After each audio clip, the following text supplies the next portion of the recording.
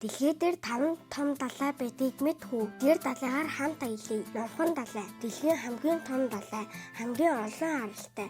Азийн зүүн эрэг Америкийн баруун эрэгийг холбодог. Дэлхийн далай хамгийн нам дор хэсэг Марианы хотор нь.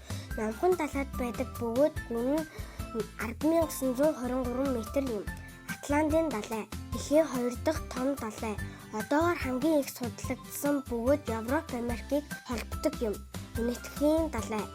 Хамгийн дулаан устай далай. Энэтхэг Африк, Австрали, Твэг давнан оршдог. Өмнөд мөсөн далай. Антарктидыг тойрон хүрээлдэг. Хүйтэн мөстэй далай. Пингвин буюу очин шувуу амьдардаг. Хойд мөсөн далай. Хамгийн жижиг хэрнэг хүйтэн далай.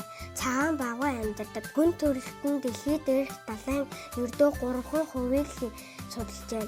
Цаана бидний судалж мэдээгүй 97% нууц далай тэнгист нуугдаж байна.